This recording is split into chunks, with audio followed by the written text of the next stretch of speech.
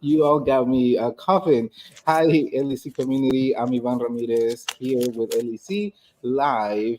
And I'm also joined by Andrew Stewart, Director of Strategic Growth from the Educator Academy. Andrew, how are you? I'm doing great. Yeah, it's nice to be here with you. We're going to be talking about our upcoming live stream webinar on April 4th, which we want to invite all of you all who are thinking of becoming educators. And today we're going to get to learn a little bit about the Educator Academy so you can see all the different benefits and opportunities that they offer to our community. But yeah, to begin with, Andrew, can you introduce us to the Educator Academy and then share a little bit about their mission and vision and what drives the organization's work in education? Absolutely. So the Educator Academy is a nonprofit that works to support, develop, and prep teachers in the Kansas City metro area. Since about 2016, we've worked alongside schools and other partners in the community to give people the opportunity to get certified, get trained and developed into becoming a certified teacher, and then find positions to work in classrooms throughout the city. The main mission of our organization is just to ensure that every student has a passionate, compassionate teacher in front of them every day.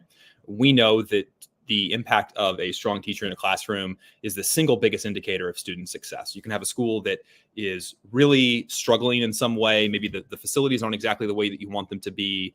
Maybe there are some teachers in that building that aren't doing their job as effectively as they could be. But if you have a really strong teacher in one classroom, those kids are going to learn. Research tells us that. And so our organization is really oriented towards finding ways to meet people, support them in getting certified, and then support them in developing into excellent teachers so that kids have that. Okay, thank you for sharing. I know we'll learn more, but this is just a snippet on who you are. Yeah. But who's eligible to participate in the Educator Academy? Yeah, absolutely. So our certification, we have two different certification pathways, the residency pathway and the fellows pathway. The residency pathway is for anyone who wants to become a certified teacher. The only requirement for that is that you have a bachelor's degree. That's a requirement that's not on our end, but it's on the Department of Education for the state of Missouri. It says you have to have that credential before you can become a teacher. But if you have a degree in accounting and basket weaving, doesn't matter what it's in, general studies, you can come through our program. If you're passionate about students, you want to make it different for kids, you want to become a teacher, you can use the residency pathway to get there. It's designed for anybody regardless of what you're doing right now. Then the fellows pathway, qualifications for that are just a little bit different. For the fellows pathway, you still have to have a bachelor's degree, but the main thing there is that you have some kind of significant teaching experience. So maybe you've been working as a paraprofessional for a few years. Maybe you've been working as a long-term sub for a few years. Maybe you've been working for the last year as a lead teacher at a parochial or private school. Mm-hmm. You want to make the shift over, support students in public school, public education.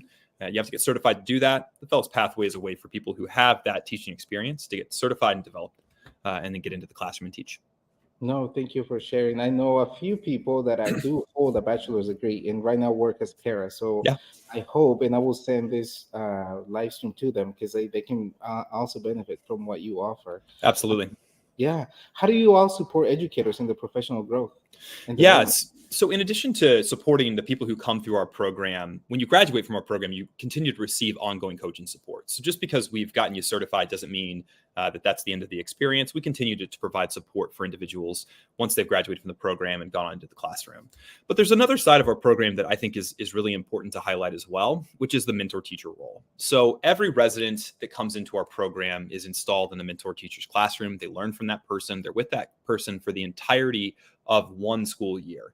Every single day, duty post, recess, lunch post, grading papers, all of that stuff. And so it goes without saying that that's a really important piece of the puzzle for getting prepped and developed as a teacher. But that mentor teacher role needs to be filled by someone who is an excellent educator and also someone who's willing to pass on the skills that they've built to someone else. And so when we think about what we offer for veteran teachers or teachers that are already in the classroom, that's something that I really want to highlight. We need people who are willing to step up and help us develop the next generation of teachers.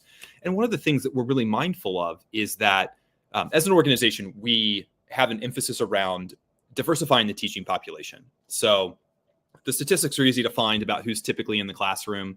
But what we know is that students benefit from seeing someone that mirrors their identities. And so we need a diverse teaching population because the student population is diverse and we need that representation.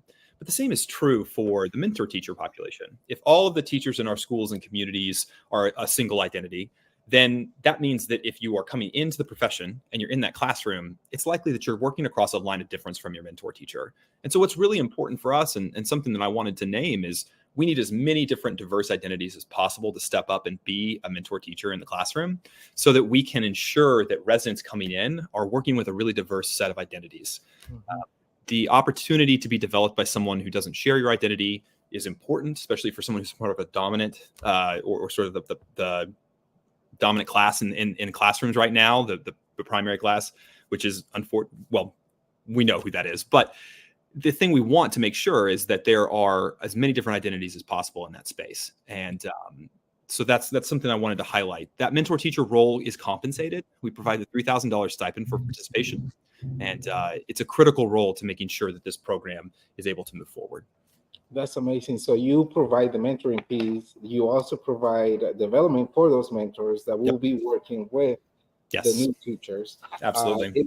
Yeah, especially with underrepresented communities, we know that we tend to leave the classroom around three years to 4. So that piece is important. Absolutely. Can you tell us more about what we will see on April 4th? Yeah, so on April 4th, we're going to provide a rundown for both of the program pathways that I mentioned before. We're going to talk a little bit about the residency pathway, some of the specifics about how it works, some of the highlights for it, some of the reasons that it's effective, some of the reasons that someone who's seen a lot of different ways to prep teachers and to support people getting in the classroom, some of the reasons I really believe it's the most effective way possible to join the teaching profession. We're also going to talk a little bit about the fellows pathway, some of the highlights of that, some of the reasons it might be an appropriate choice if you're someone who already has that teaching experience. And then we're going to spend a little bit of time talking about the mentor teacher role.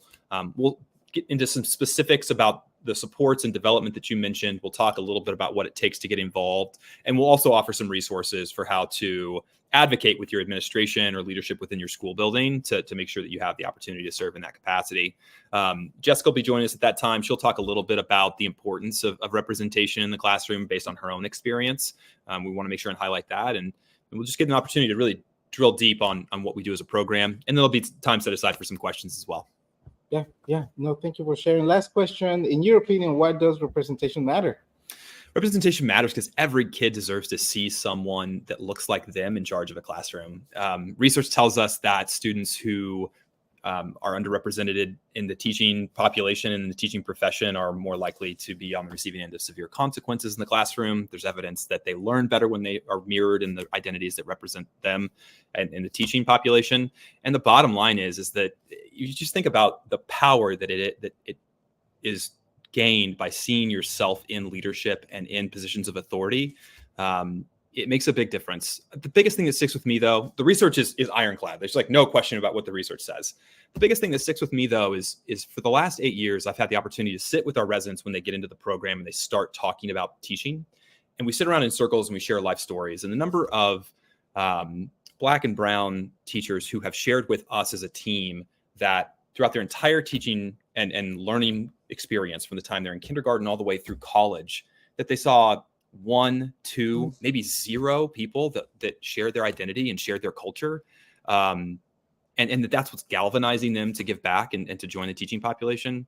That's the biggest thing that sticks with me is I've heard directly from individuals, people of color, that it matters to them and that it would have been a difference maker for them, or that it was a difference maker when they did see that. And so those personal stories are the things that stick with me the most. True. In my experience, I only had, I think, only one Latina teacher. Yeah. And, even when we talk about gender identity, right? Like I can name one male teacher I had that wasn't also a coach and partly checked out. I won't pretend that I completely understand, but I see resonance with that. It matters when you see someone that shares your experience and they're in that position. And again, whether it's personal story or research, there's no question about that being something that makes a huge difference for students. Yeah, no, thank you for naming that. And also, I appreciate you all for all the work you do and for being great partners.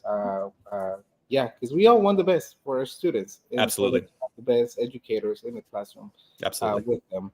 Well, yeah, I think this is the end. It's a short conversation. Sure. So hopefully, LEC community, you all can join us on April 4th, 4:30.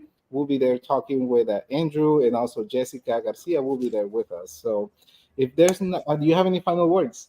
No, just would love the opportunity to share about the program and talk to anybody that's interested. We need teachers now more than ever, and would love the opportunity to give people the chance to make that jump into the classroom.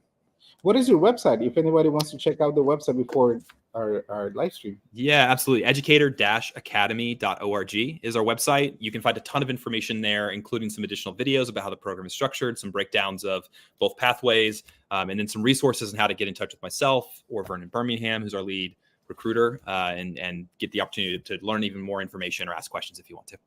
Thank you. Thank you. I hope you have a great weekend. LEC community, also enjoy your weekend. Take some time to rest. And then, yeah, we'll see each other next time. See you.